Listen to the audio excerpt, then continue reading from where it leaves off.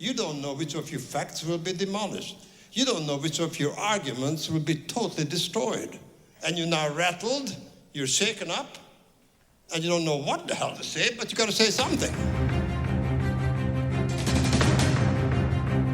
Capitalism doesn't just have problems. Capitalism is broken. I think it's time for this toxic, binary, zero-sum madness to stop. The biggest threat to the liberal international order, paradoxically, is not a non-liberal society like China, but a liberal society like the United States of America. Manipulated by flattery, goaded by tweets, his hand near the launch code when he overheats. If he's that outrageous, then you must think half of your countrymen are just completely bonkers or more. Whatever you want to call this system, a mafia state, a feudal empire, it's a disaster for ordinary Russians. Having different opinions is so 20th century. This century, we have different facts. What a pity we can't have a vote between who prefers bald Brits to curly-haired Canadians. We don't require divine permission to know right from wrong. We don't need tablets administered to us 10 at a time in tablet form to be able to have a moral argument. No. We do not want sympathy. We do not want pity. We want opportunities. And that's why the whole thing, Ukrainian crisis, Ukrainian war, Ukrainian tragedy, it's an issue that affects everybody on this planet. So what I want to say to you is don't give in to the fatalism here. Don't give in to the sense that these are the great forces. We can fight these forces. We believe that we can write our own history. We believe we make our own destiny.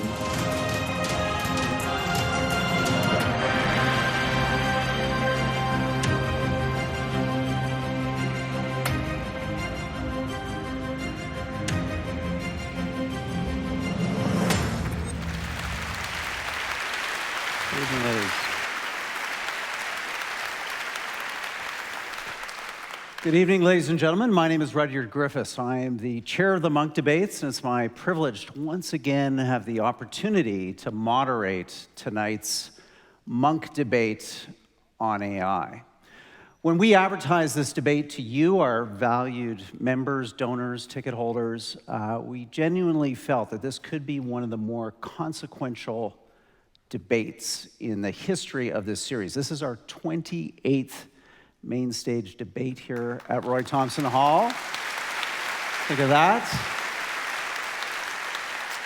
Over 100 debaters have been on this stage, but tonight, for the first time in this series, we're going to address what could be, at least for half of our debaters on stage, an existential question: the threat that AI could pose to humanity in the years to come and into our future. This would not be possible this evening, all of those past debates, without, again, the generosity of you. So many of you are Munk donors, now numbering in the multiple thousands. So thank you for your generous charitable support for the Munk debates. And also a big thank you for the organization, the foundation that imagined these debates in the first place and make them happen twice a year, every year, for over 15 years. So thank you to the Peter and Melanie Munk Charitable Foundation. Bravo, guys. Thank you. You know, Peter would have loved this debate. He was a man who was fascinated with big issues, big challenges, global in scale and context, and tonight's debate, as with all of our debates, is held in his memory. These debates are part of his incredible legacy. So let's give Peter a well-deserved applause. Bravo. I want to move fast tonight because we have got a lot to cover together. And I want to promise that, like you, I've got a lot to learn this evening. So I'm going to try to keep the conversation on an accessible level. We've found really 4 of the world's leading authorities in AI. These are people who have worked and innovated and moved this technology forward to the moment that we are at now, this moment of international debate about the future of AI. So let's start our debate by getting our debaters out here center stage. The first debater to join us is Max Tegmark. He's a professor at MIT doing research focusing on how discovering, in his words, inscrutable machine learning systems work under the hood. He has an impressive body of scientific research. He's the author of numerous best-selling books. Recently, you, like me, have seen him in the news leading with Elon Musk and other scientists around the world a public call for a moratorium, a pause on AI research. Ladies and gentlemen, please welcome to Toronto, MIT's Max Tegmark.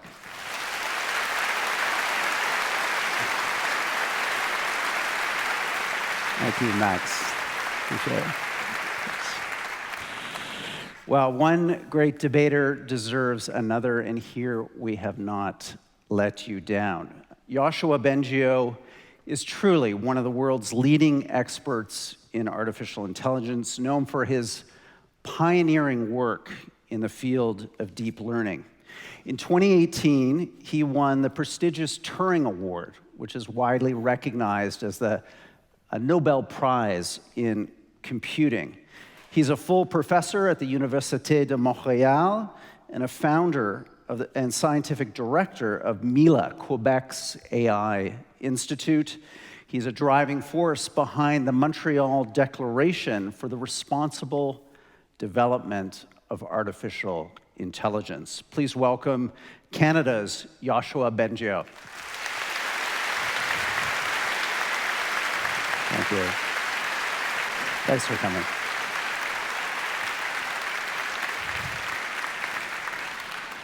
Okay, formidable debaters on the pro side of our debate tonight. The motion, be it resolved, AI development and research poses an existential risk.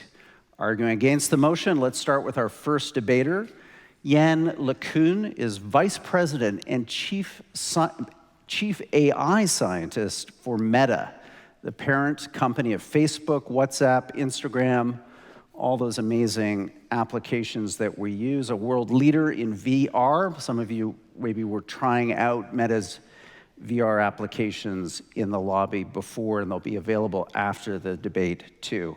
He is responsible for assisting in innovating AI applications across Meta's 3 billion daily active users.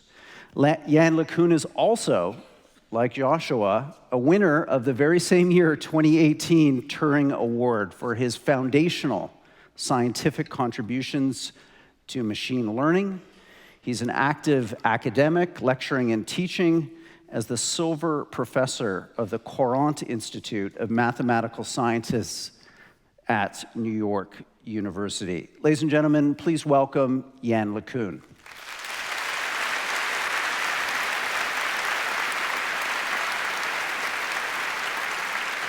Thank you, Yann. Appreciate it. Our final debater this evening made a harrowing trip today from Santa Fe, multiple flights, delays, but she's here on the ground just hours before tonight's proceeding. She's a world-leading expert in the various fields of artificial intelligence and cognitive science at the Santa Fe Institute that focuses itself broadly on issues related to complex systems. She has really distinguished herself in the popular conversation also around AI and its implications, having authored numerous international best-selling books, including her latest, Artificial Intelligence, A Guide for Thinking Humans. Please welcome Melanie Mitchell.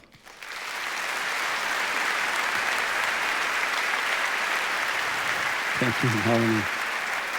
I appreciate it. Okay, so we're going to do what we do at every Munk debate, which is vote on tonight's resolution. So this evening, the way to do that is in your program, there is a QR code, and you can scan that code with your phone, or it should work if you point it at the QR codes that you see on the screens here on the stage. This is going to spawn a web page that will have tonight's various voting questions for you. Please keep that web page open. We also recommend that you do not use the Roy Thompson Hall Wi-Fi. It gets overwhelmed by this many people hitting it all at once, but 5G, you should be fine to connect with the web page. So I'm going to ask you to do that now, and you're going to get that first question. You're going to vote, is AI research and development right now an existential risk? Does it pose an existential risk? As you're doing that voting, I just want to remind you and our debaters about our countdown clocks. So the debaters have a cheat monitor here on the stage for their opening statements, rebuttals, and closing statements, but the audience is going to see the final minute of each of those segments. When that clock hits 0, I want you to join me in a round of applause for our debaters. That'll keep them on their toes and our debate on time. Okay, our second question you should also have coming up right after you answer the first one on the resolution, which is, would you change your mind tonight? So depending on what you hear on our resolution, be it resolved, AI research and development poses an existential risk, could you have a different opinion by the end of the evening based on what you hear from our debaters? So answer both of those questions, and then if you can, just keep that tab open on your phone, and that'll let you vote on the resolution at the end of the debate. Okay, let's go now and see if we've got some preliminary results to the resolution question. For this audience, does this pose an existential risk in your view? AI research and development. We'll try to get the first round of audience votes on the resolution. 67% versus 33%, so 2/3 versus 1/3 in favor of the motion. So 67 to 33. Now, the key thing is, could you change your mind? So how much is public opinion in this room in flux this evening? Let's see the percentages now of people who could possibly change their minds depending on what they hear tonight. Thank you all for taking your time to vote on that second question, and we'll keep those voting tabs open if we can. I'll just give a few more moments. If we can't get these results right now, I'll make sure that you get them at some point as the evening unfolds. Okay, I'm going to say that we're still tabulating those. Possibly we'll give it a little bit more time, but I do not want to delay any longer. So let's go on to opening statements. Max Tegmark, as we agreed, you're up first. The stage is yours. We're going to put your 6 minutes on the clock here. Enjoy. Thank you. First slide, please. Folks. And the next, yes. Technology can be used for good and for bad, and its power is growing exponentially, which means, of course, that its blast radius, the amount of damage it can do to our society, is also growing exponentially. Back in the Stone Age, with a rock, maybe someone could kill 5 people. 300 years ago, with a bomb, maybe 100 people. In 1945, with a couple of nukes, 250,000 people. With bioweapons, even more. With nuclear winter, according to a recent Science article, over 5 billion people. So now the blast radius has risen up to about 60% of humanity. And since, as we'll argue, superhuman intelligence is going to be way more powerful than any of this, its blast radius can easily be 100% of humanity, giving it the potential power to really wipe us out. Now, to stir things up, I have a tweet here from my friend John LeCun, who says that making AI safe is going to happen, as with every new tech, and it's going to be a process of iterative refinement. Now, I think iterative refinement is great for less powerful technology, like jet engines and less powerful AI. Well, you have the luxury of trying many times, but I think it's a terrible strategy when you're talking about things as powerful as nuclear winter or some future AI that we could completely lose control over, because then you really only get one chance. You have to get it right the first time and can't come back and iteratively refine. Now, why is it that superhuman AI can be so much more powerful than all those other technologies? It's because, by definition, it can do all the intelligent things that we humans can do, just better.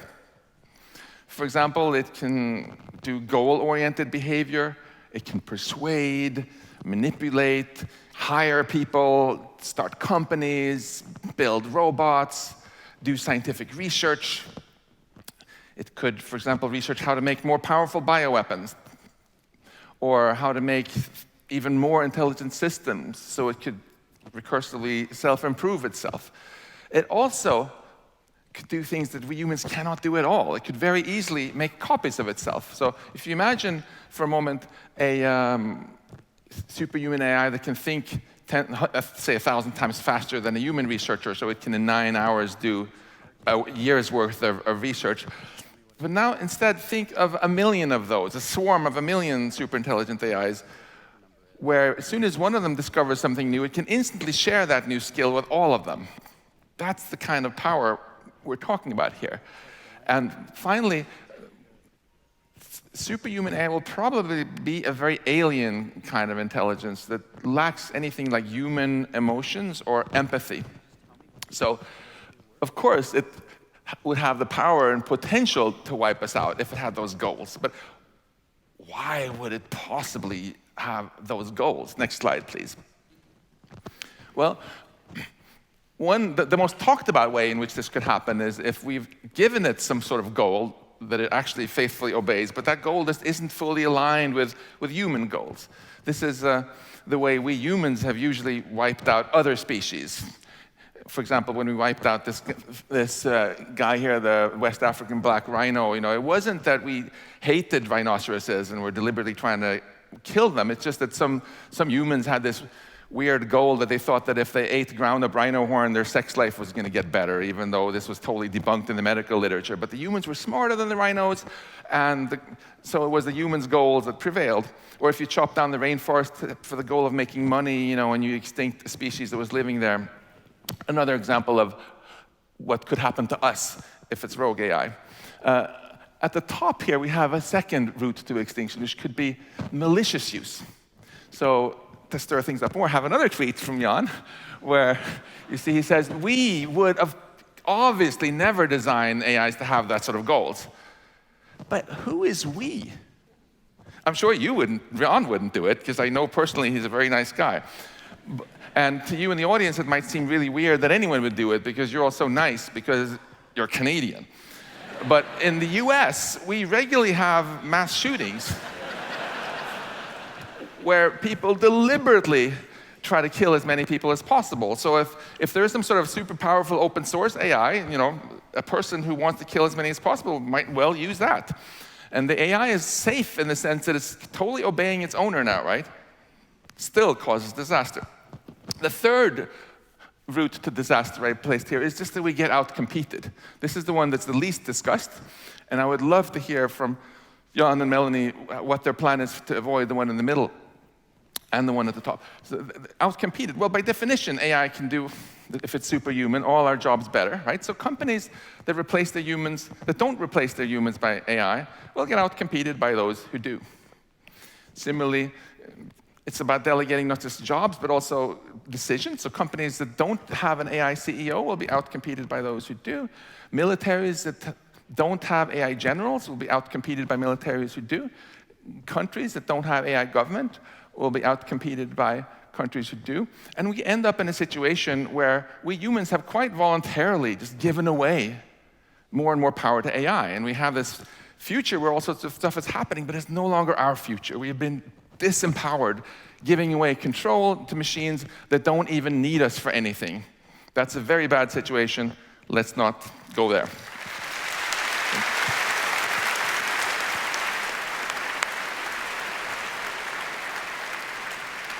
Thank you, Max Tegmark. Terrific opening statement. Now, we've got those results quickly for you now on how many of you said might change your mind. I've been told it's 92% of you could vote a completely different way at the end of this 90-minute debate. So let's see what happens, and we'll keep going in that spirit. Jan LeCun, you're up next with your opening statement. Okay, well, first, I want to thank Max for showing some of my tweets. I won't have to mention of that. Okay, so first of all, we are still very far from having human-level AI. The current technology is very limited. We have systems that can pass the bar exam, but any 10-year-old kid can learn to clear up the dinner table and fill up the dishwasher in minutes. Convincing them to do it is a different story. Any 17-year-old can learn to drive a car in about 20 hours of training.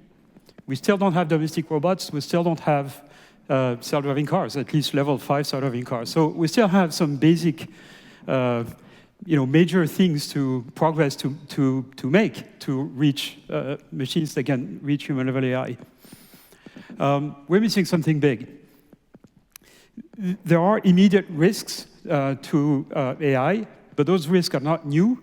There are things like, is AI going to be able to generate a lot of misinformation or convince people to do bad things or give information to people that they shouldn't have? We already have the internet. We already have social networks. We already have countermeasures against things like disinformation and hate speech and things like that. And by the way, all of those countermeasures make massive use of AI. AI, for those problems, is the solution. It's not the problem. So now, is there a basic design for AI that will make it safe, steerable? Now, if we extrapolate the capabilities of current AI systems, I would agree that we might be worried about the fact that they may do bad things and be non-controllable. So most of you probably have played with autoregressive LLM, ChatGPT, etc. And you know that they confabulate things. They make up facts that don't exist. They can't really reason. They don't plan. They don't really understand the reality of the world because they are purely trained on text, and most of human knowledge has nothing to do with text or with language, for that matter. So if you believe that future AI systems are based on the same blueprint, I think you're entitled to believe that they might be dangerous. And my prediction is that within 5 years, we're not going to be using those things anymore. Next slide, please. So what I'm proposing is something called objective-driven AI. So this is a type of AI whose behavior is controlled by a set of objectives. So those AI systems cannot produce an output unless it satisfies a number of constraints, safety constraints, for example, and objectives that measure whether the system sort of answers the question they're being asked or accomplish the task they want to do. Those systems are controllable. They can be made safe as long as we implement the safety objectives. And the surprising thing is that they will have emotions. They will have empathy. They will have all the things that we require entities in the world to have if we want them to behave properly. So I do not believe that we can achieve anything close to human-level intelligence without endowing AI systems with this kind of emotions, similar to human emotions. This will be the way to control them. Now, one set of emotions that we can hardwire into them is subservience, the fact that they will be out of service. So imagine a future 10, 20 years from now, perhaps, every one of us will be interacting with the digital world through an AI assistant. This AI assistant will be our best digital friend, if you want. It will help us in our daily lives. This would be like having a staff of people who might be smarter than us. And that's great. Working with a bunch of people who are smarter than you is the best thing you can ever do. People, right? So if that's the case, we would want those AI systems to be transparent and open, kind of like Wikipedia, if you want. We trust Wikipedia because the content is contributed by millions of people who have been vetted, and there is some editing process. And so we have some level of trust in the veracity of the content. It's going to have to be the same for AI system. The way they learn about the world, because they're going to be the repository of all human knowledge, will have to be crowdsourced, which means they're going to have to be open source. And if we are afraid that they are a danger to humanity, they cannot be open source. So we're on a fork in the road. Are we going to go keep this under lock and key as if it was a weapon? Or are we going to go open? And I really argue for going open, because I think AI is going to open sort of a new era for humanity, a new renaissance, a new era of enlightenment, if you want. Everybody will be smarter for it. And being smart is intrinsically good. So I have a positive view, as you can tell. And I think there is a very efficient way or good way of making AI systems safe. It's going to be arduous engineering, just like making turbojets safe. It took decades. And it's hard engineering, but it's doable. Thank you very much.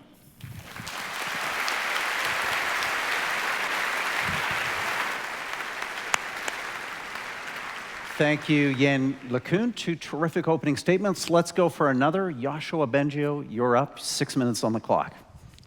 Thank you. Let me start by stating something that's probably obvious for many researchers in AI and neuroscience, but for many people it isn't, which is that your brain is a machine. It's a biological machine. That's what neuroscientists are trying to figure out. And what it means is that there's no scientific reason to think that we couldn't build machines as smart as humans in the future. Well, when exactly is another question, but as Jeff Hinton has explained in a recent talk, digital computers have advantages over analog brains. Analog brains also have advantages in terms of computer energy efficiency, but in terms of the ability to absorb large quantities of data and to share information at high rates between computers so that they can learn in parallel, as Max was talking about. So you can have thousands of computers sharing what they've learned. For example, right now we already have AI systems that can read the whole internet very quickly, which a human couldn't do in many 10,000s of lifetimes. So this gives them advantages if we are able to build machines that have the same principles of intelligence as we have. And that means it's very likely that we'll build machines that are superhuman. Now, when is that going to happen? Well, Jeff Hinton and Yen LeCun and myself, who won the Turing Award for deep learning, actually all agree that it may be anywhere between just a few years and a few decades, something like 5 to 20 years with some confidence interval. Now, if it's a few decades, that may be reassuring, but if a few years, I think we should be concerned. And in any case, it doesn't change the question of tonight, which is there existential risk? It's not about how far into the future it is. I changed my mind about this whole question because the time scale changed. If you had asked me just a few years ago, I would have said, well, maybe a few decades or centuries, because I thought, like Jan, like Melanie, that it was too far away. Now, I'm sure many of you have tried ChatGPT or GPT-4, and you can't really avoid noticing that these machines are incredibly powerful. In fact, they pass what Turing, who gave his name to the prize we won, defined as the Turing test, in the sense that when you dialogue with these systems, you may not be sure if you're talking to a human or a machine.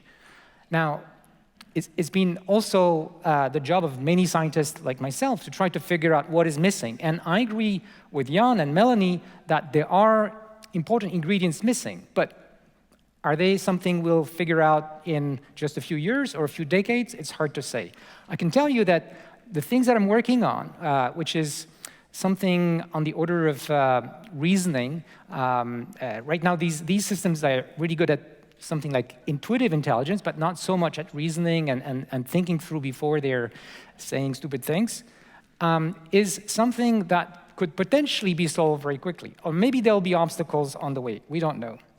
So this is a problem. And as Max said, once the recipe for building these things is available, or even worse, the parameters, the weight, so somebody could download this and give it instructions that could be very, very harmful, because imagine systems that are many times smarter than us could defeat our cybersecurity, could hire organized crime to do things, could even hire people who are legally working on the web to do things, could open bank accounts, could do all kinds of things just through the internet, and eventually do the R&D to build robots and have its own direct control in the world.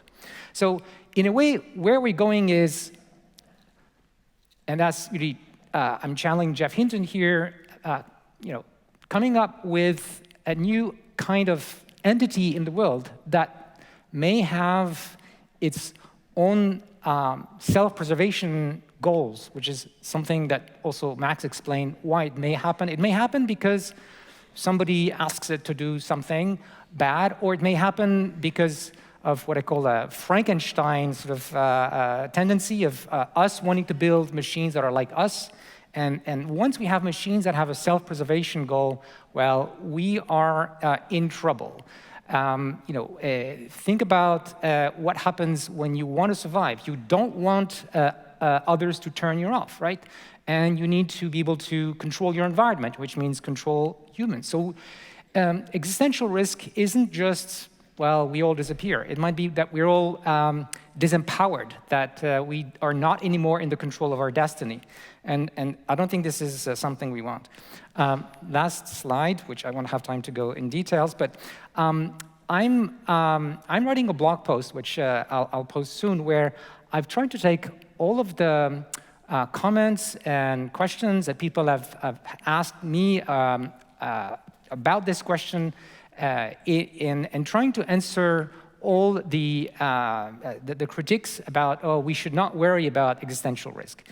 And up to now, I unfortunately haven't been convinced by these arguments. I would really like to be convinced and lay these concerns to rest. But all of the arguments I've heard and we'll discuss tonight have not been good enough.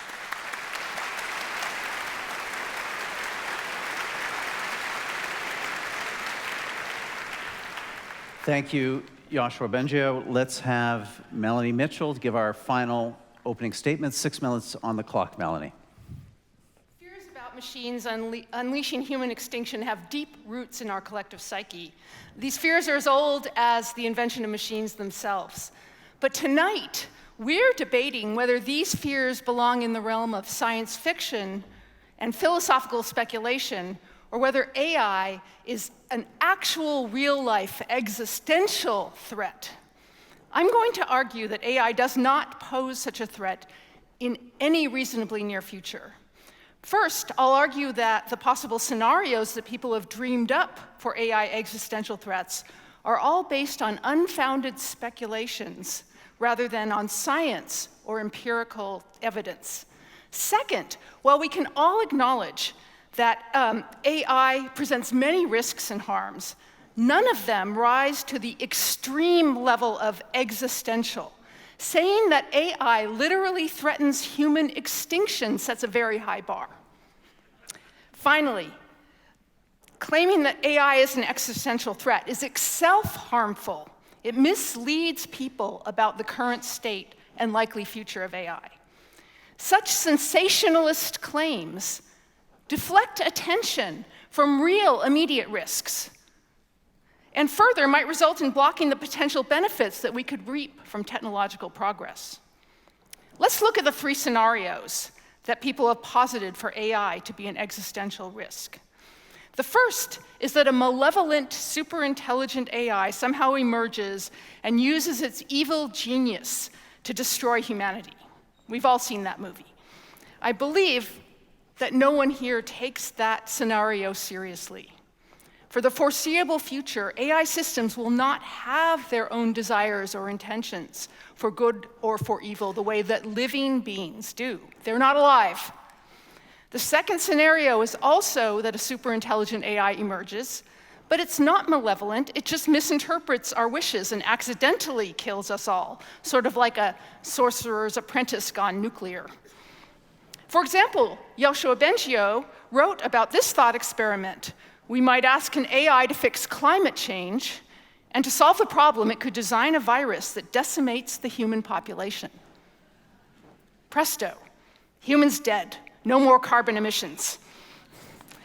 This is an example of what's called the fallacy of dumb superintelligence. That is, it's a fallacy to think that a machine could be, quote, smarter than humans in all respects, unquote, and still lack any common sense understanding of humans, such as understanding why we made the request to fix climate change and the fact that we'd prefer not to be wiped out.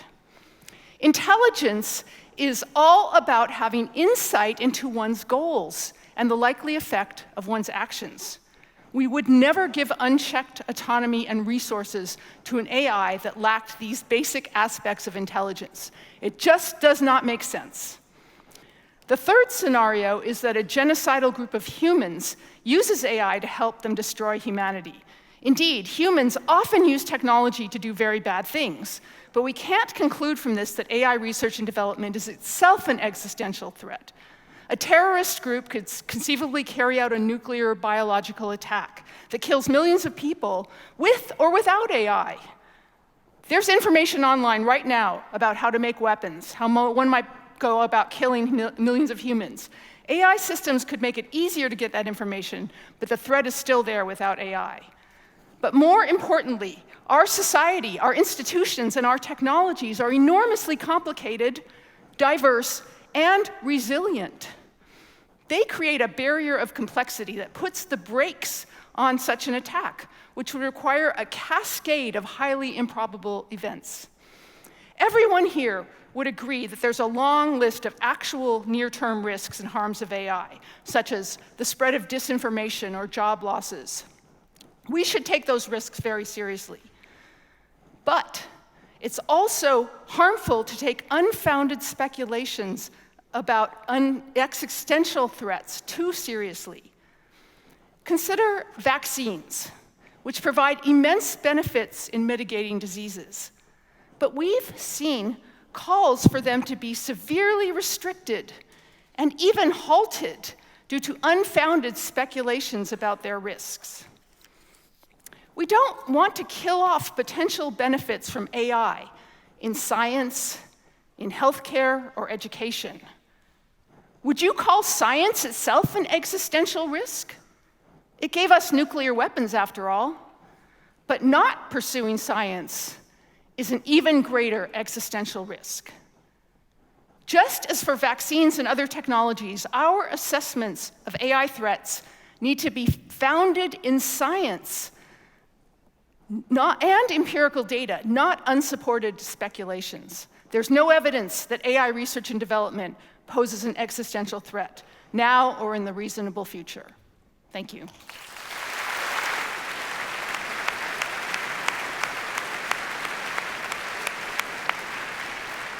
Thank you, debaters. The table is now set for rebuttals. So we're going to go around the horn, 3 minutes each in the same order. Max, you're up first. Thank you. This is very interesting. So first of all, Melanie, we saw here that 67% of the audience already thinks this is an existential threat. So just coming out and saying it's not is an extraordinary claim, which I think requires extraordinary evidence. And I would love to hear from you and Jan what your actual evidence is that there is no risk. So I would love if you can get a bit more nuanced and say, instead of just saying, oh, it's unfounded speculation, you know, and it's things like, and it's sci-fi, tell us, what do you actually think the probability is that we are going to get superhuman intelligence, say in 20 years, say in 100 years, and what is your plan for how to make it safe? What is your plan for how we're going to make sure that the goals of an AI are always aligned with humans? How are you going to avoid the malicious use case that I brought up? None of you said anything about that. Jan you again reiterated that you want to make sure that we give good goals to AI. I'm completely confident that that's what you would do. But if someone is a terrorist or just wants to take over the world for their own benefit, what is your plan actually for stopping them from not putting very submissive goals into their AI and putting in goals that are going to make that AI take over the world for them? I would like to hear some details. And finally, what do you each think actually that the risk is? We're here to debate whether there's a threat, right? We're not debating whether there's 100% certainty that we're all going to get wiped out. That is not what Joshua and I are arguing. We're just arguing that the risk is not 0% and that it's too high for our comfort levels. It would be wonderful if you can actually tell us, what do you each think? Do you think it is really 0% that this wipes us out, or do you think it's 1 in a million that it's going to pose an existential threat, or 10%, or 1%? When we can get past slogans like just saying it's speculation and sci-fi and get into these nuances, I think this is going to be really, really helpful and productive. And finally, I wanted to say to you, Jan, it was actually great to hear that you actually admit that you feel that it is a real existential risk if we just go with today's autoregressive technology and just, like, for example, GPT-5, GPT-6, GPT-7. And what you see as the hope is that we switch to some better technology, right? So if I misinterpreted it, please clarify. If not, isn't there still a risk, though, that some companies are going to continue doing it the GPT-6 kind of way because they already are? How do you ensure that people actually only use the safe way?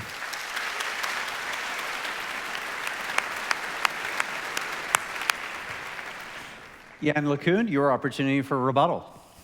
Okay, let me answer this one just right away. No, GPT whatever is not an existential risk. It's a risk. It might be dangerous, might be not as useful as people make it to be, but it's not going to be an existential risk. It's not going to wipe out humanity. No.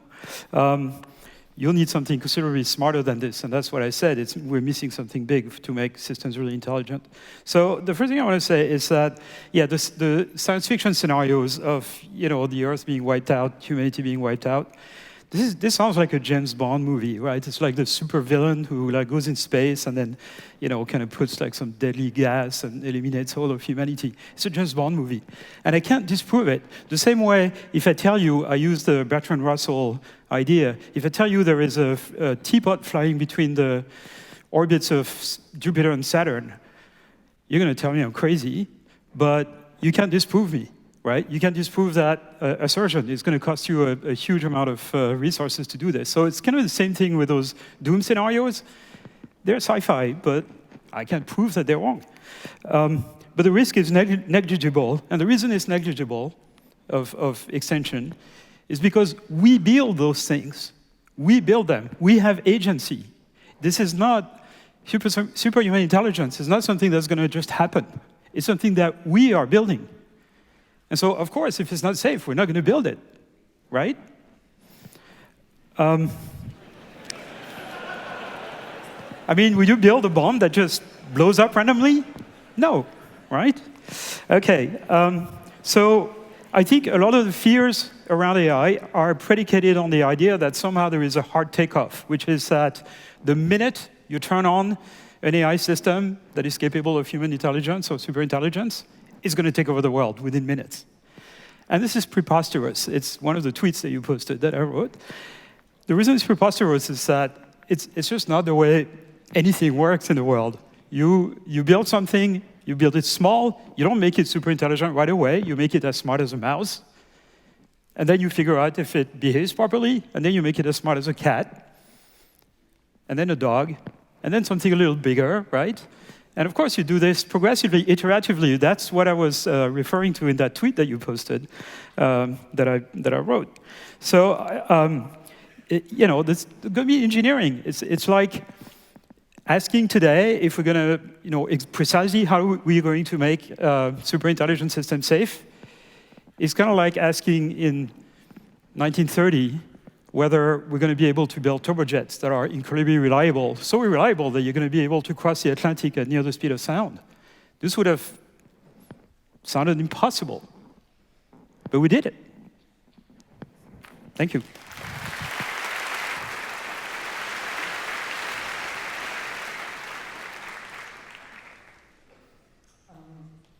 Jan, I'd like to go back to the teapot.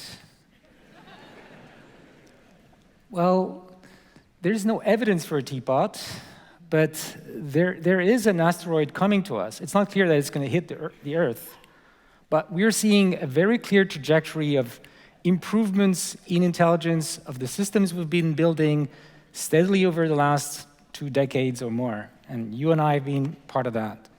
And yeah, I agree with you, it's not yet arrived. But does it mean that we should, do nothing? In fact, it's interesting that you've been proposing solutions to the safety problem, which means you believe that we need to build safe AI. Yes, which means that there is a problem that needs to be fixed. Yes, I mean, also, you just said that if it was dangerous, we wouldn't build it. Well, let me remind you of a few things that we've done. I mean, collectively, not you and I, of course. That are existential risks. Fossil fuel companies, for many decades, have known and hidden the fact that their activity, could be highly destructive for the planet. And, well, it was the profit motive. Companies are actually acting in a way that is not quite aligned with what society needs. And in fact, there's an interesting analogy between that kind of behavior and AIs. We are asking companies to do things that are useful for society, produce goods and services we need, but we can't exactly tell them to do that in a formal way. So we tell them maximize profit and stay legal, pay your taxes. But that recipe, although in principle, if everything, all companies were microscopic and everything was good and there was no environment, would be good. But there's a mismatch between what companies are trying to achieve and what society really needs. So how do we deal with that? Well, we need governments to intervene to try to reduce that. And we need to understand the problem. In fact, what Max and I and others are saying is not necessarily there's going to be a catastrophe, but that we need to understand what can go wrong so that we can prepare for it, we can build safe AI systems. The other thing is that you seem to think that everyone is like you, but there are a lot of people out there who can have all kinds of motives that could be very dangerous for everyone. Melanie, you said that we don't yet have existential risk, and I kind of agree, but how do you know that in 2, 3, 5, 20 years it's not going to be the case?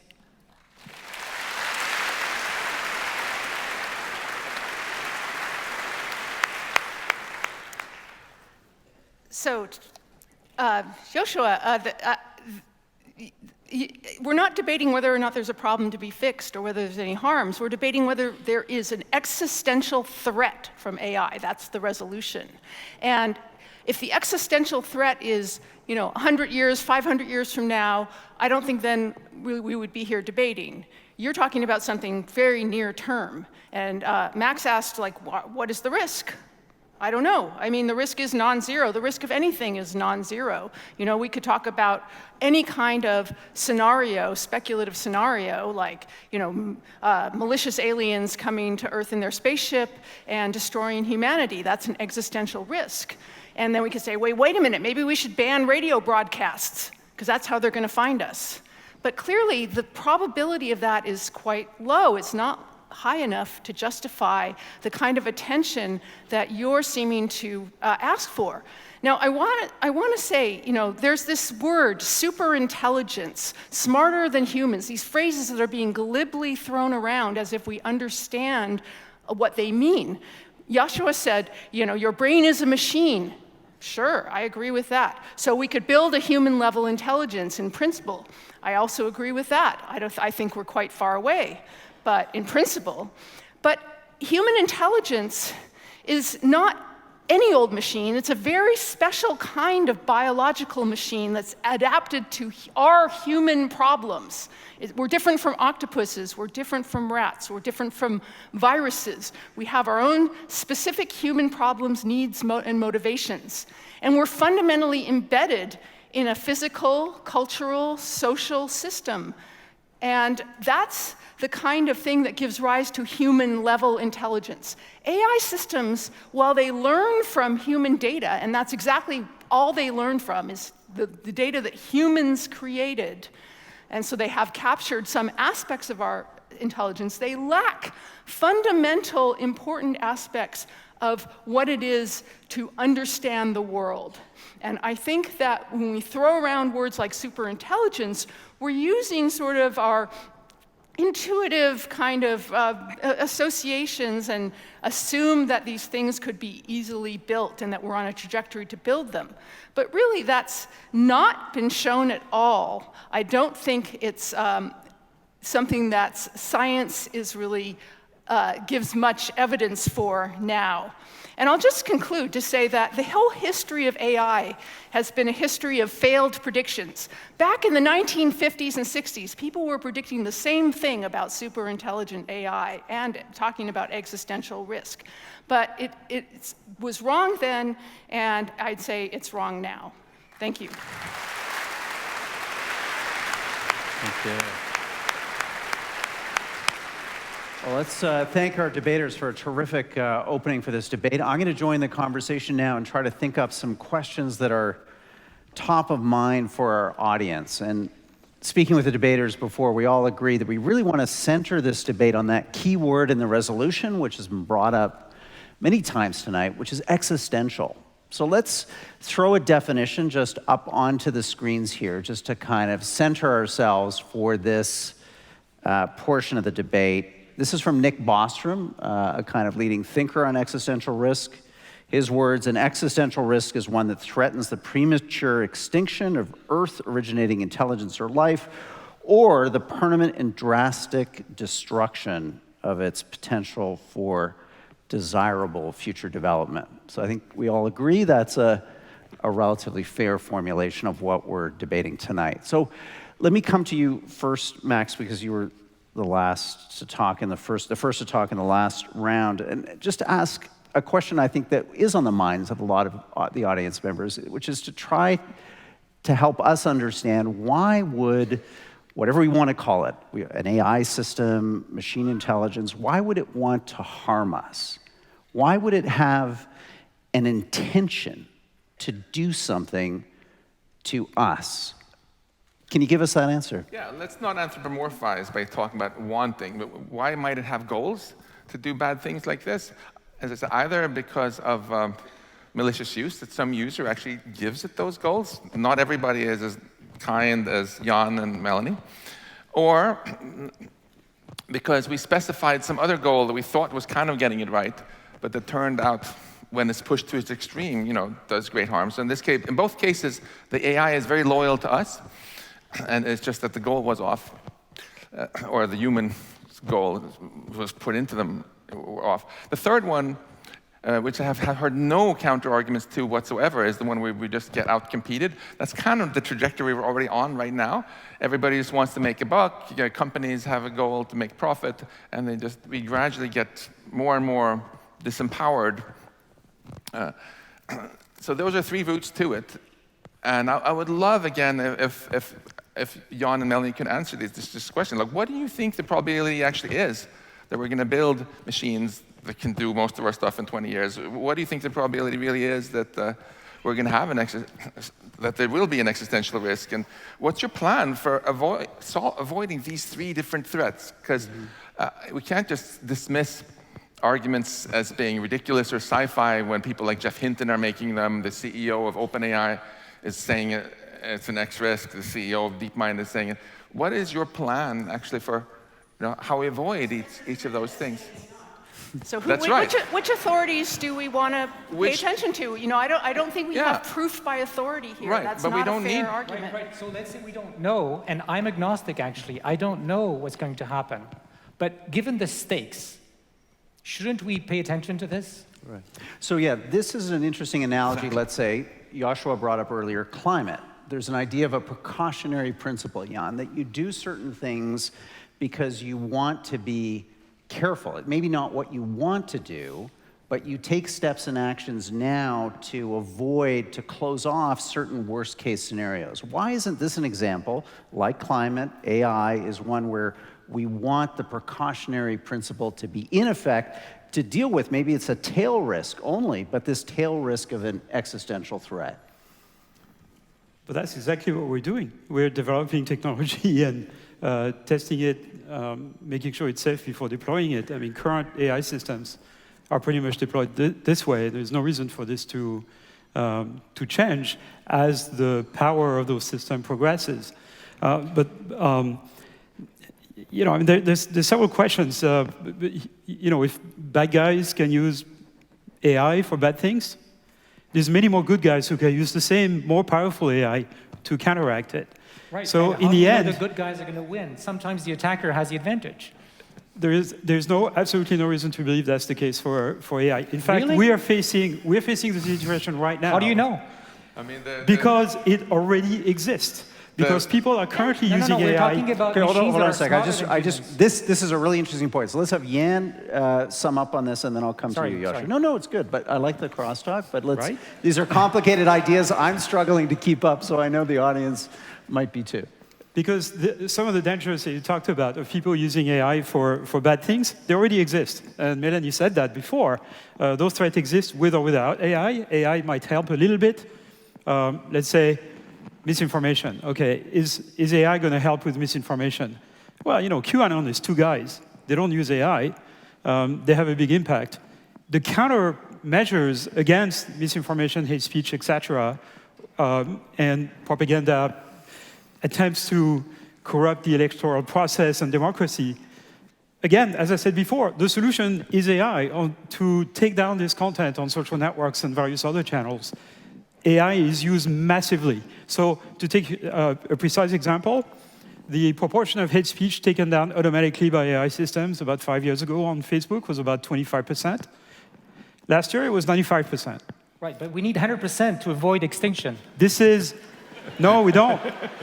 We don't. There's never anything that is completely perfect. Well, that's the issue. That's why we need to do more than what we're doing now. Again, it's the good guys' AI, which is superior, to the bad guys' AI. But that's like saying that the way to stop a bad guy with a bioweapon is to have a good guy with a bioweapon. That's not what you do. The way you stop a bioweapon attack is with vaccines and banning bioweapons and having various forms of regulation and control. No, the way to stop bioweapon is to have counterintelligence, because you can't do this in secret too much. And it's the same if you use AI. It's not going to make your... Exactly. And how do we build that counterintelligence? We're going to need the infrastructure to protect ourselves.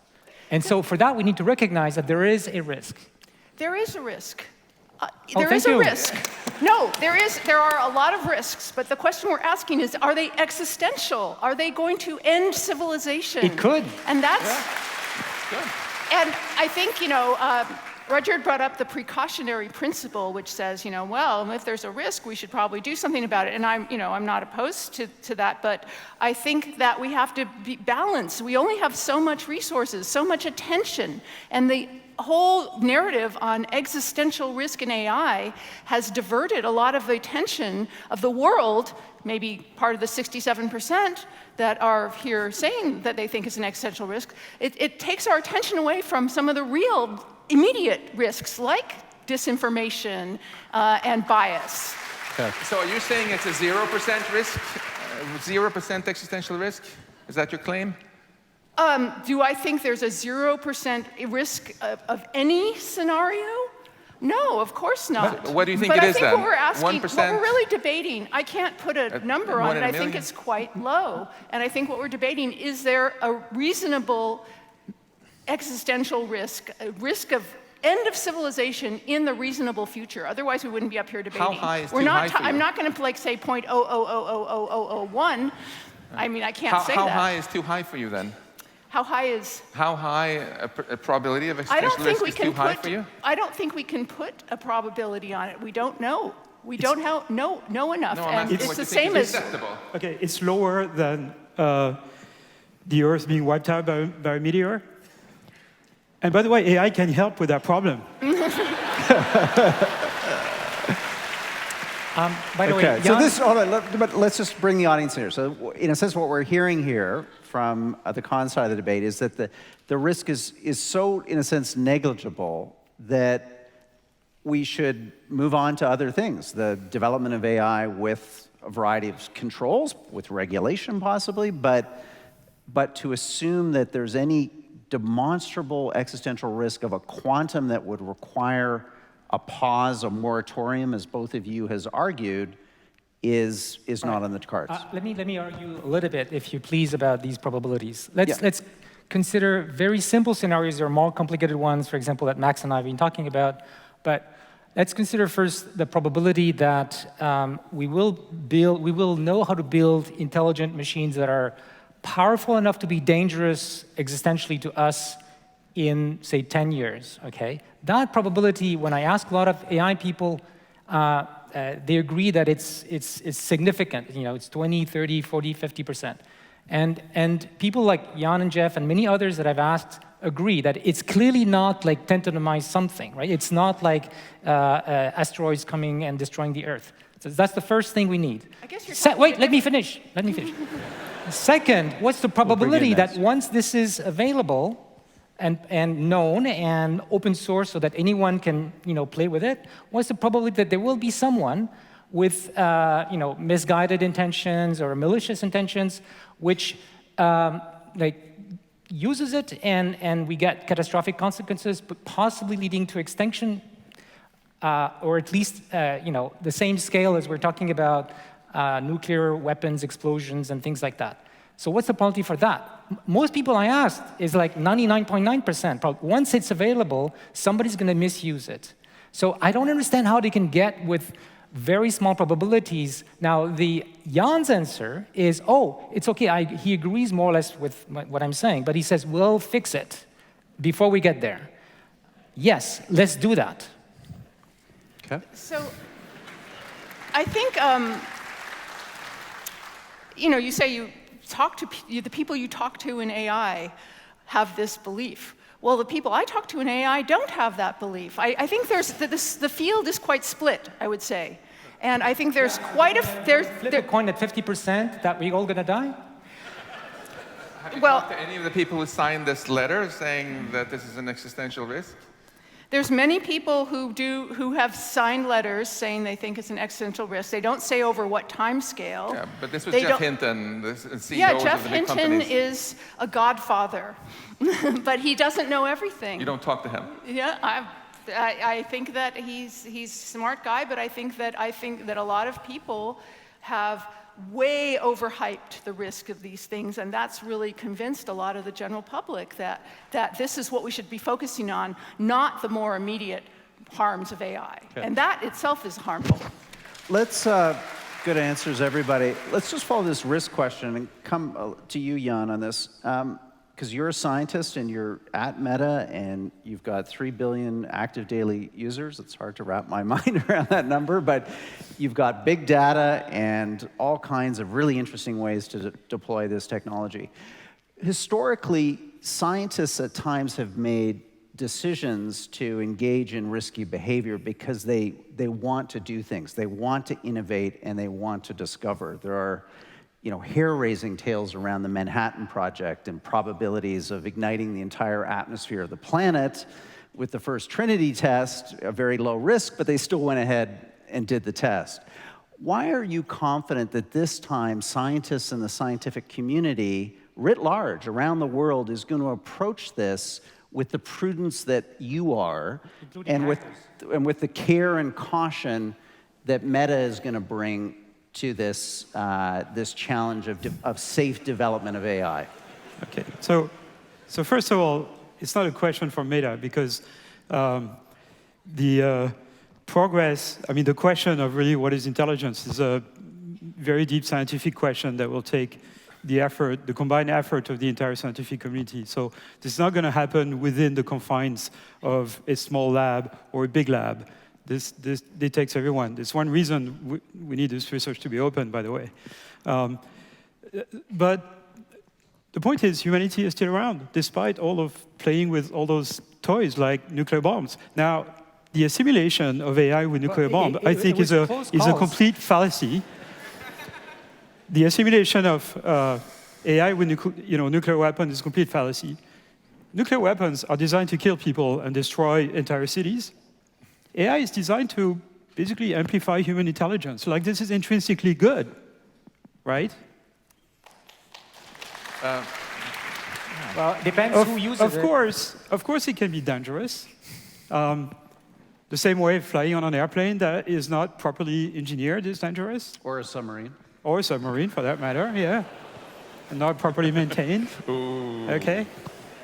Had to say it. So, to ensure that things that are deployed in the public is safe, you need safety testing, you need certification, and I'm all for that. You know, we need regulation for various things. They already exist. We all have automated systems that can drive our car on the highway. You know, soon they'll drive our car completely automatically. Those have to go through certification. They don't get into your car just because the manufacturer decides it's good. AI systems are used to help medical diagnosis for imaging or for various other applications. They have to go through approval by the regulatory agencies. So we already have those regulations. That's good. And we're talking about the risk of AI, but like, what about the benefits? Everything is a trade-off between risk and benefit. And what Melanie said is, if the risks are infinitely small or negligible, we have to consider the benefits. Like, what about killing all the benefits? The progress that we can make in science, in medicine, in technology, wealth. Yep. Let's bring in Max. You want to get in on this point? Yeah. So you just said that intelligence is intrinsically good. I disagree. Intelligence is a tool that makes you able to accomplish more good things or bad things. Let me finish. What are you talking about? If Hitler had been more intelligent... You're intelligent... professor at MIT. Yeah?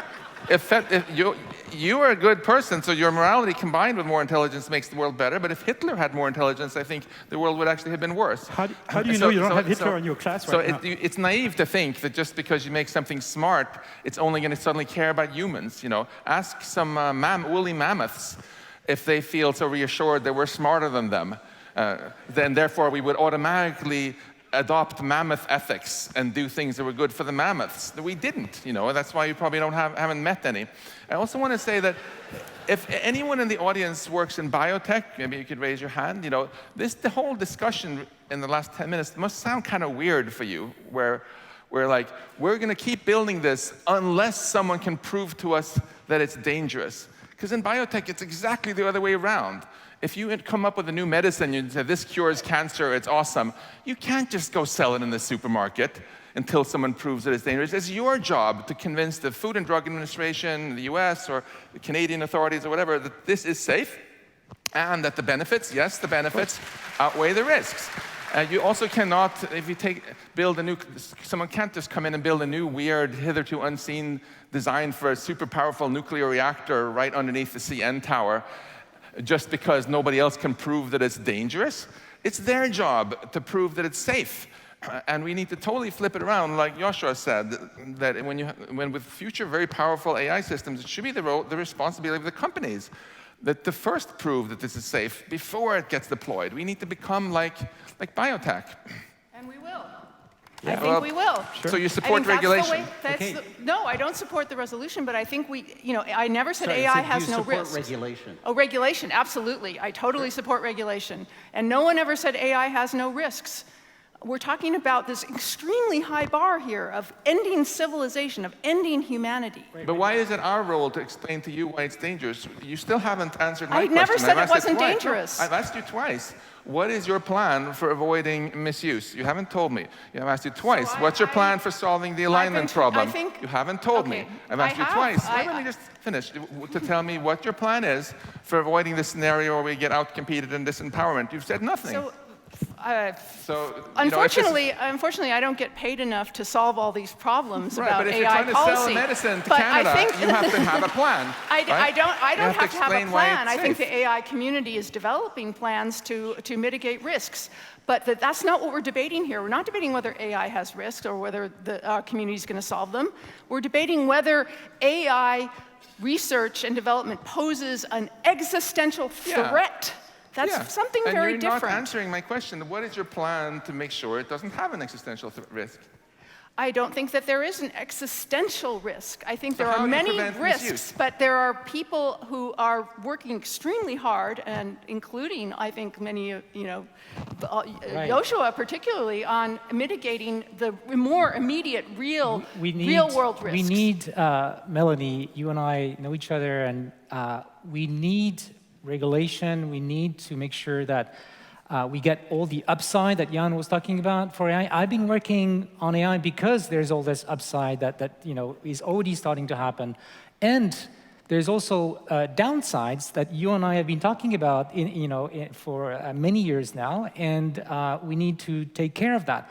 But we need to take care of all the downsides, including the ones that seem maybe a little bit extraordinary, but I want to say that you're saying, oh, existential risk is a very high bar. So if I tell you, maybe it's only going to kill 1% of humanity, you consider that's not important? That's extremely important, but I wouldn't call that existential by no, the but definition if we're it can talking kill about. 1%, it can kill 50%, and it can kill 100%, right? I think that's very. I think killing 1% would be a complete and utter catastrophe, and we should do everything we can to prevent it. But that's not existential. It's hard to kill 8 billion people. Well, but the reason why it could kill, the reason why it could kill so many people, whether it's only 1% or 100%, is because these systems, we're talking about systems that don't exist today, that I think might be coming in a few years or in a few decades, and that these systems would be smarter than us, okay? And so they find ways that we don't have easy defenses against. That's the scenario that I don't know is going to happen, but I think it's plausible enough that we need to worry about it, and so there is a risk. Let's have Jan come in on this point, because he wants, Okay. thank you. 2 points I want to make.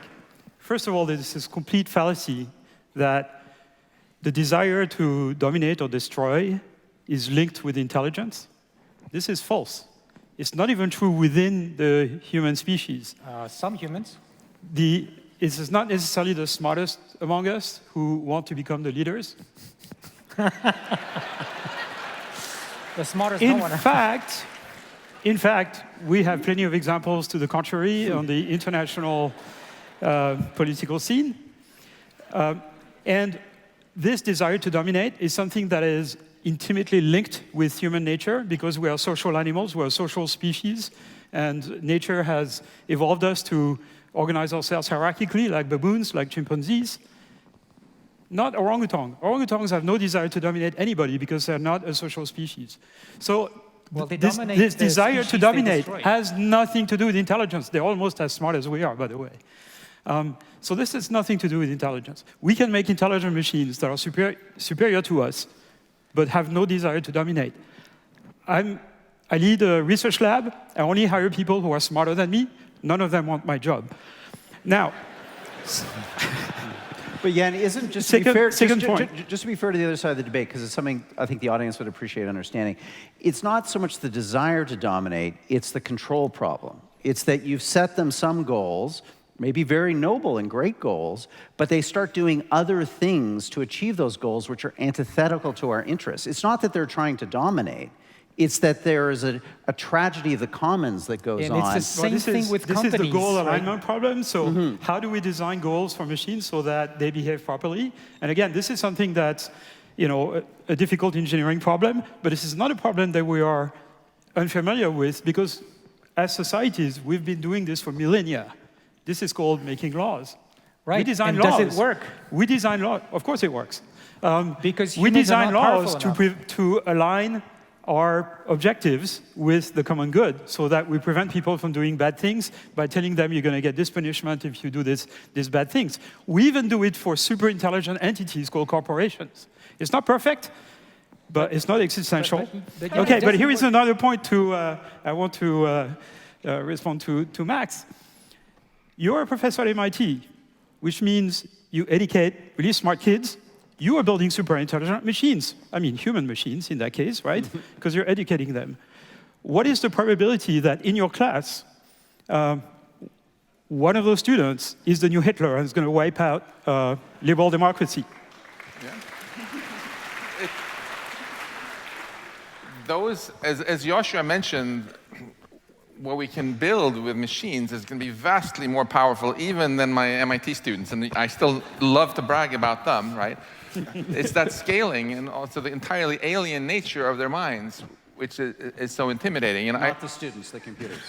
Yes, Okay. exactly. And I feel a little bit like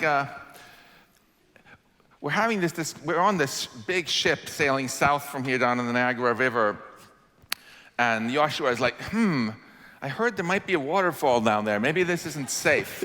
And Melanie is saying, well, I'm not convinced that there even is a waterfall, even though Jeff Hinton says there is, and there's some CEO. And moreover, I don't know how far away the waterfall is. It might be like really far away. There's big uncertainty, so I'm not really going to worry and tell you about my plan for keeping it. And then, Jan, it feels like you're saying that, yeah, there was definitely a waterfall there. We'll get there. We'll figure it some out. point. But we're going to figure out how to make things safe, how to stay in control of our boat when we get close. We don't know yet how to make it safe. I think we all admit this. Some of us have worked very hard on that research for close to a decade. But it's going to be easy. We'll figure it out when we get there. And I think in both of your cases, it would really be, if this were, again, biotech, this kind of argument is not reasonable. If a tech company says, oil companies told us, oh, climate existential threats, whatever, from climate change, it's not a thing. That's sort of like what I'm hearing from you, Melanie. So therefore, they shouldn't be obligated to tell us why what they're doing is safe. Sure, they should be. It should be their responsibility to tell us how they're going to mitigate this problem. And similarly, with biotech, again, just because almost all big companies will always claim that there is no risk with their product initially. The tobacco industry told us that too. The asbestos industry told us. Max, I think you're misstating what we're saying. We're not saying there's no risk. And I think the people, this analogy with the waterfall is, well, okay, we all know about waterfalls. That seems very reasonable. But this idea of super intelligent AI is not something that you're sort of extrapolating wildly from what we have to something that's smarter than us in every possible way. No, it doesn't need to be every possible way. 100 times smarter than us, maybe, and yet still misinterprets our goals. But this is a chartered cruise ship towards the falls. It said that on the ticket. This has been the goal of artificial intelligence since its inception, to build superhuman machines. Since the beginning, everybody's been saying, oh, the waterfall's, we're almost at the waterfall, we're almost at the waterfall, we're almost at the waterfall. That happened in 1960, not by Jeff Hinton, but people like Claude Shannon and Herbert Simon, and they were just dead wrong. And who else was dead wrong? I'd be happy if I'm wrong. Yeah. But I don't know. And who else was wrong? Well, 3 years ago. I don't know what other kinds of existential risks are going to happen. Maybe we're going to add lots, genetic engineering is going to But we are moving in that direction, right? That's the thing. It's not like some crazy thing that's unrelated to what we're seeing. It's very much related to the work that I'm doing. I see where we are going, and I don't like it. And then stop doing it. Yeah, that's what I'm doing. And we have to be more humble here, because we made another terrible prediction, epically failed one. About 3 years ago, most AI researchers thought we were decades, 30 years, maybe 50 years away from passing the Turing test. We just heard Joshua argue now that it's already happened. There is no Turing test. But the prediction... Turing did not... Hear me out. Right. I'm just making the point that 3 years ago, most AI researchers that I know did not think we were going to get ChatGPT or GPT-4 in 2023. This took a lot of people by surprise. Wouldn't you agree? No, absolutely not. Maybe not you, but there are actually serious polls out there that show that most people... The basic technology for it existed 3 years before. So I didn't know what was going on there. And from the outside, it was a big surprise, really. It's a big surprise, and no one's denying that ChatGPT and GPT-4 and so are amazing, but that doesn't point in the direction of this sort of misalignment. Follow the line. I don't know if there is a line that I can follow. Well, look at the last 20 years. There is a line. There's a line in a certain direction where these systems are learning from huge amounts of human data to be able to synthesize human knowledge. Data. They're not able to feel, they're not able to think, they're not able to form their own goals. Well, that's and not they reassuring. that won't come soon. That's harder than intelligence, I would say. Right, and that's the problem. We don't know how to program a computer, unlike what Jan seems to claim. Right now, it's an open problem that economists, reinforcement learning researchers, AI safety people have been studying for many years, and essentially we don't know how to make a computer that will do what we intend. And there are several reasons for this, but one of them is that we're not even able to express it in a clear way that a computer for sure will understand. And then there's the issue that they might go into something else that turns out, because they want to achieve those goals, that they might want to preserve their existence. They don't want to do anything. They're not alive. No, that's very easy to do. No, you're wrong. You're wrong. The systems that, for example, ChatGPT is essentially like an oracle. It doesn't really have a want, although a little bit it wants to please us because of the reinforcement learning. Yes, it's been trained to please us. Then it's actually easy to put a wrapper around them, to turn them into agents that have goals. It's actually easy to do. Goals that humans gave them, yes. not their own goals. Yes, and in order to achieve those goals, they're going to have sub-goals, and those sub-goals, for example, may include things like deception, and this is happening. That never happened. It happened already. It did not happen. I actually studied the example where there was an example where the New York Times, in fact, reported that GPT-4 had deceived a TaskRabbit worker. But if you actually look at the actual paper and look at the details, and I ask you all to think more critically about what you hear in the media, a human prompted it to push it in that direction. It has happened. That was the point. They were trying to make a test to see and if the system could deceive a human. So when it told this journalist that it loved it, when it told safe AI systems. Yeah. But some people do. when it told the journalist that it loved him and he should leave his wife, that was deception. Do you really believe that it loved the guy, or was it deceiving him? It was not. Deceiving is a very anthropomorphic idea. But you it's used the word. intention. I don't believe it was deceiving him. It's a natural consequence of trying to achieve a goal. In order to achieve the goal, you try to find, the means to the end, and it's not just humans. It's that system has no goal. Other animals do it as well. This has been a terrific debate because the moderator's been completely obsolete for the last 10 minutes. And I love that. I mean, let's do this more often. Just our remaining moments, though, I want to touch on one point that Max raised in part of his 3 kind of critiques, and it's to go back to the second point. Maybe we can have that definition again up on the screen that we agreed on for existential risk. And it's the second point, that an existential risk isn't simply an extinction event. It's a permanent and drastic destruction of kind of human potential, our inability to return to our previous track of development. Again, a very high bar. But I guess the question, Melanie, that interests me is, I know you have views on this, is this idea of losing our agency. As Max presents it, the corporations that adopt AI will be more successful and outperform the ones that don't. The governments that adopt AI will be more powerful and outperform the ones that don't. The citizens, the individuals that do. And all of this will encourage us to hand over our decision-making to machines, because performatively, the outcomes will just be so much better for us individually and collectively. Why isn't that an existential risk? A slide into the end of human agency and an inability to return to our full human potential? No, I don't. So I think that, first of all, it's not clear to me at all that companies that use AI or humans that use AI are going to outperform those that don't. AI has lots of limitations. And, for example, there was recently a lawyer who used AI to put together a case, and it actually made up all kinds of cases cited, and he got, pounded by the judge. He did not outcompete the other lawyers. Now, maybe AI will get better, but I think that, sort of suppositions, the assumptions, are not obvious at all. And humans are very reluctant to give up their agency. You know, we've had lots and lots of technologies in the past.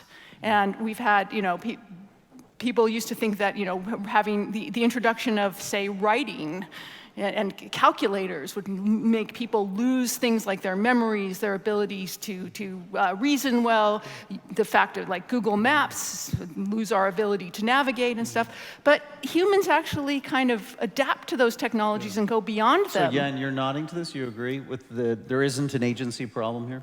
Well, as Melanie just said, the point has been made for every technological revolution or evolution. For writing, Socrates was against writing. He said people are going to lose their memory, right? The Catholic Church was against the printing press, saying they would lose control of the dogma, which they did. They could do nothing about it.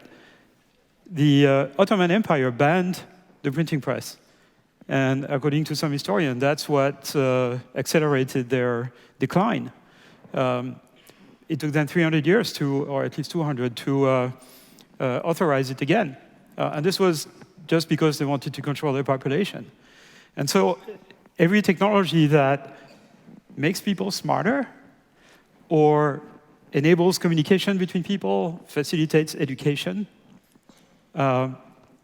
again, is intrinsically good. And AI is kind of a new version of this. It's the new printing press. So long as it doesn't blow up in our face. And the you thing can, is that you can AI smash is your not, hand with a printing press, right? Yes.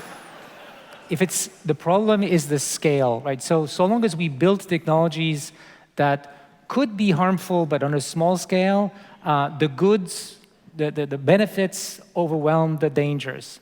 But now we're talking, wait. Now we're talking about building technologies unlike any other technology, because it's technology that can design its own technology. No. Yes. No. We're talking about superhuman AI. This is the subject. It's under tonight. control. It's under control, and will remain under control. It's not. It's very much like previous technology. How It's do you know not. it will remain It's not under control? qualitatively All different. the experts have been studying this question say it's going to be very hard to keep it under control, and that is why I'm here today. That very argument has been made with 4 computers, 60 years ago. This is not a new issue. I recommend the audience to go and to a website called the Pessimist Archive. It's hilarious. It's newspaper clips of all the stupid things people said whenever a new cultural phenomenon or a new technology appeared. Okay, the train. Oh, you're not going to take the train. It's going to go 50 kilometers an hour, and you can't breathe at that speed. And it's full of this, right? Everybody has said this kind of thing every single time there was a technological evolution or even a cultural revolution. Jazz was going to destroy society. The printing press was going to destroy society, and it did. It totally did, for the better. It enabled the Enlightenment, philosophy, science, rationalism. So before we go to closing statements, I want to give Max the last word in this segment. An enlightenment, Max. We're on the verge of a reimagining and blooming of human thought powered by AI. I think stock traders will tell you that past performance is not an indicator of future performance. Future results, yeah. Future results. And it would be a huge mistake in an exponential technological growth to assume that just because something happened one way in the past, it's going to continue being this way. What's actually happened is, first, during the Industrial Revolution, we made machines that were faster and stronger than us. So we started working less with our muscles and more with our brains, and that was fine. We typically got paid better. Now, in this empowerment scenario that you were asking them about, we're now instead building machines that can think better than us gradually. And we're not there yet, so we shouldn't be basing arguments based on today's pathetically bad AI. We should be looking at tomorrow's. The superhuman AI that some people think might happen in 5 years or 20 years, and you think maybe it will happen in 300 years. That's what we should be talking about. That's the elephant in the room. Because if that happens, it's going to be very different from the Industrial Revolution. Now, we can neither compete with our muscles nor with our brains. And we are really going to start seeing a true disempowerment. And I don't think it has to be that way. I can be a bit optimistic too. You know, if we stop dismissing these existential threats and taking them seriously, which I think a dismissal of them is exactly the thing which is preventing us from doing the right thing. I think that a lot of the research that you were mentioning, Joshua, on how we can keep the machines under control, how we can use them to empower rather than disempower us, and do all these great things, will actually succeed. It's not that it's impossible to make AI safe and controllable, like Jan hopes, or we all hope for this. It's just that right now, the pace of the growth of power of tech has been faster than the pace in the safety research, the alignment research, and putting in place the right policies. Okay. So by acknowledging that there is a risk, we can make sure we accelerate the pace of the safety work and put some safety requirements in place to make sure that we get the safety in time and get all the upside. Okay, fantastic four-way discussion. I've learned a lot, and I know our audience has too. So let's go to closing statements. We're going to put 3 minutes on the clock. These will be in the opposite order of the openings. So Melanie, you're up first, and the stage is yours. Thank you. So as an AI researcher, I'm in awe of what our field has accomplished. You know, we've accomplished computers that can describe images to blind people. We've developed computers that can help doctors diagnose diseases, predict the structures of protein, and fluently synthesize enormous amounts of human collective knowledge. The potential for benefiting humanity is breathtaking. But hear me on this. We can acknowledge the incredible advances in AI without extrapolating to unfounded speculations of emerging super intelligent AI. We all know that science and technology are double-edged swords with potential risks for misuse. There are many risks to AI technology, to be sure, but hear me on this as well. We can acknowledge the risks and harms of AI without extrapolating to the mythical specter of existential threats. There are risks, there are harms, they're not existential. While talk of superintelligent machines destroying humanity or even helping evil humans to do so may resonate with our base fears, everything science tells us about the nature of intelligence and about the resilience of our society argues against the existential threat narratives that we've heard here today. I'm worried that overstating the so-called existential threats of AI takes our collective attention and focus away from the real, very real harms and risks that modern AI actually presents. And this is not an idle worry. Remember Jeff Hinton, who we've all been talking about. He was asked on CNN why he hadn't pushed the concerns of AI ethicists at Google, who had long warned about risks of AI spreading misinformation and magnifying bias. He said, "They were rather different concerns than mine. Their concerns aren't as existentially serious as the idea of these things getting more intelligent than us and taking over." So to me, this minimization of the real risks of AI encapsulates what's so dangerous about this existential threat narrative. It takes all the oxygen out of the room and leaves no space for the real evidence-based risks that we need to address. Let's not allow ungrounded speculations about the future of AI to inflame our emotions and fears, to distract us from real harms that we can address. Let's design ways to make AI safe, fair, and beneficial based on science, not science fiction.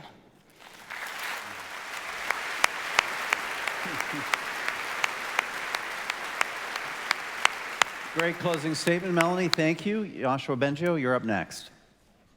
I've been working on machine learning for all my life, and I've seen the progress. I did not expect the advances we've seen in recent years. And we now have machines that we can have a dialogue with, and they can pass for humans. And this was something that for a long time was considered as a milestone, maybe of actual human-level intelligence. Now, when we look carefully, we see that it's not exactly that, and there are some things missing. Melanie says, let's not extrapolate. I say, we have to extrapolate. The reason is we have no choice. If something as awful is maybe a few years or maybe even 1 or 2 decades in front of us, we have to prepare for it. We have to do the social adaptations. We have to do the AI safety work that Jan has been talking about, that I've been talking about, that I think we have a chance. We have agency right now to control our future. And for that, we need to accept that there are all kinds of risks. Melanie, I'm totally with you with all the harms that AI currently poses, but it doesn't mean that we have to deny the risks that are existential, that are already on our radar screen, at least on mine. Now, just quickly, why do I think that this is something that can happen and have dire consequences? It's because of humans. No, it's not just about AI getting crazy. It's because we have weaknesses. There are many ways in which we can get deluded. There are, conspiracy theories, and lots of people believe them. So there will be people who act in strange ways and will do things that can be very harmful. So long as each of us has just our hands, maybe guns, unfortunately, and damage can be local and not existential. But when we build very powerful tools, I think we really need to be much more careful, and that's why we're talking about this today. So just to end on a positive note, Melanie asked me, why don't you stop working on this? Well, I've been thinking a lot about this. I want to do what I think is best to go in the right direction, and I think that I'm going to reorient my research so that either I'm working on applications that are not dangerous but that very safe, like working on healthcare and the environment, or working on AI safety in order to prepare and prevent the bad things that could happen.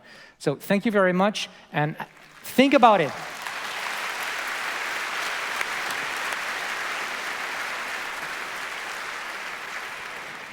Jan LeCun, the stage is yours.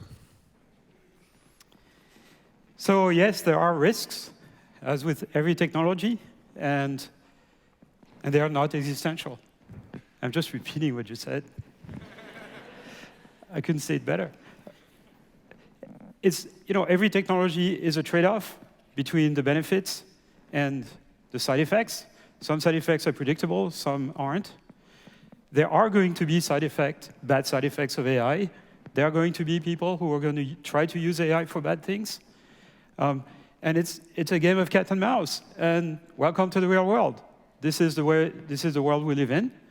Every time something bad happens, we find countermeasures. This is true for defense and everything military. This is true for intelligence. This is true for terrorism, crime, just about everything, right? And the statement has been made for every technological evolution. Remember what people were saying when the internet started coming online and be generalized. Oh, there's going to be cyber attack. People are going to steal your credit card number, and maybe the financial system will be brought down. Remember what people were saying just before year 2000. Satellites were going to fall out of the sky and crash into cities, and the phone system was going to crash and civilization will end. It didn't happen. We're still here. So I think there's a little bit of the same kind of feeling of uncertainty. A lot of people have the feeling that bad things are going to happen because they're not in control. They have the feeling that AI is just going to happen and there's nothing they can do about it, and that creates fear, and I can completely understand that. But some of us, in what could be construed as a driver's seat, there are plans to make those things safe. And if we can't make them safe, we're not going to build them. Here is an example. In the 50s, people thought about building nuclear-powered cars. There were prototypes that were built. They were never deployed, obviously, because it's not safe. So I think it's going to be the same thing for AI. We're not going to build nuclear-powered AI, but although arguably in some countries it is nuclear-powered. So I think there are risks attached to not developing AI. There's so many potential benefits. We have to think about that and sort of weigh it against against the actual risk, but the risks are not existential. AI is going to be subservient to human. It's going to be smarter than us, but it's not going to reduce our agency. On the contrary, it's going to empower us. It's like having a staff of really smart people working for you. That's the new Renaissance. Thank you.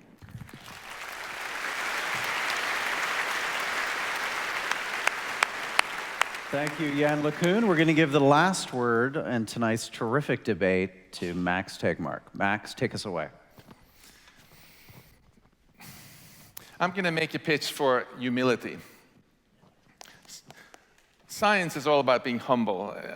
My definition of what it means that I'm a scientist is that I would actually rather have questions I can't answer, answers I can't question.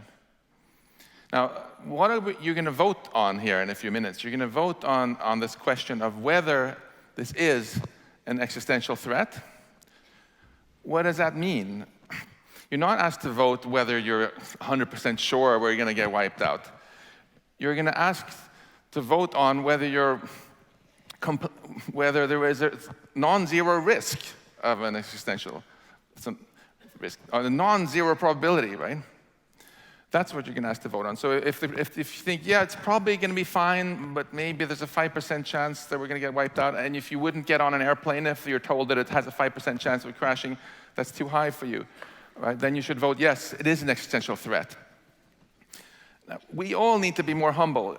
You were right, Jan, making fun of that pessimism website where people worried too much about stuff that didn't happen. You were right, Melanie, pointing out how ridiculously over-optimistic McCarthy and other Minsky were in the beginning, thinking AI would happen sooner.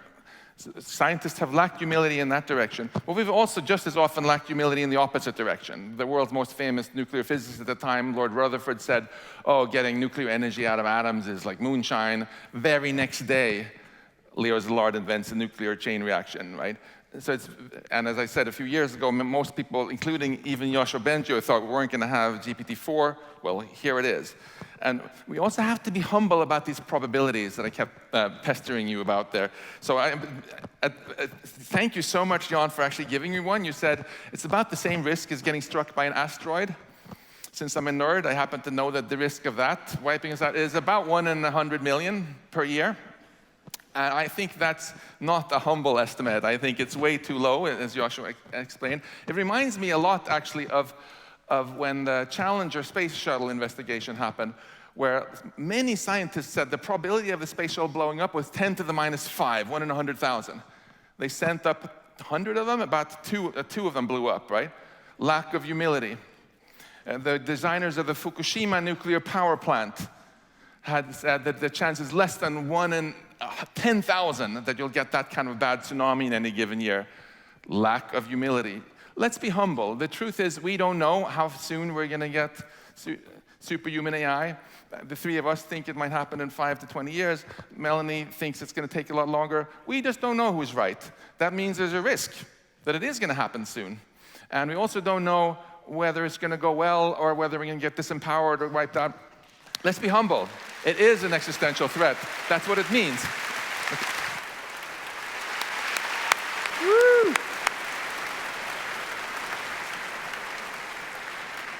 Thank you guys for a terrific debate. This did exactly what we hoped, which was an opportunity to learn, to think big thoughts about AI, and now to have an opportunity to vote for a second time on tonight's resolution.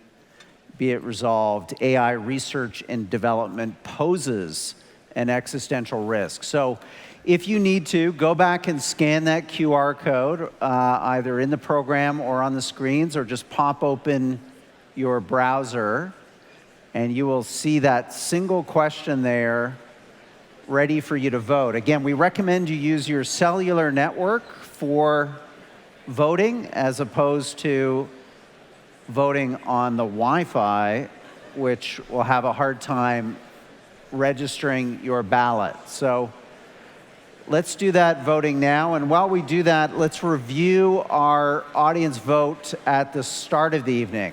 So when all of you came in here, unedified by 90+ minutes of debate, you had a vote of 67% in favor of the motion, 33% opposed. So an audience definitively in the pro camp, arguing in support of the motion. We then asked you how likely, well, what the chances of you changing your mind over the course, the proceedings of the debate. And we got a really high number on that, which was interesting. 92%, that might be a record for this debate series. So public opinion in this room really in flux as we went into what proved to be a fascinating conversation. It's not working? Okay. We always have problems with voting, don't we? I miss the paper ballots, I gotta say. Should we bring back the paper ballots? Okay, it's working now? Oh, okay. Sorry? A hand vote. Okay, let's try a hand vote. That's a good idea. Talking about ancient Rome today and Athens democracy, we can do this by hand. So let's see if the voting worked. Probably it didn't, but while we're waiting for that, let's see a hand vote. How many of you, remember, 67%, how many of you are in favor of the motion at the end of tonight's debate? Put up your hand. You guys can put up your hands if you want. Okay, is that 67%? I need a visual AI to read this room. Okay, how many of you are opposed? Whoa, that's hard to call. Okay, is anyone having any luck with the voting application? No. Okay. What we actually, you know what, we have a solution to this. We have a solution. We have all of your emails. All of you that bought tickets, we have your emails. We will email you in the next 24 hours. You can fill out a ballot, send it back to us, and we'll announce that on our website, and we'll call it a draw for now. But let's thank our debaters for a terrific debate. Thank you. Thank you, Jan. And thank the Munk Foundation for a fabulous evening. We've got VR demonstrations outside, courtesy of Meta. Please enjoy those. They're in the lobby for as long as you'd like. Yeah, yeah. Yeah, exactly. Thank you, everybody.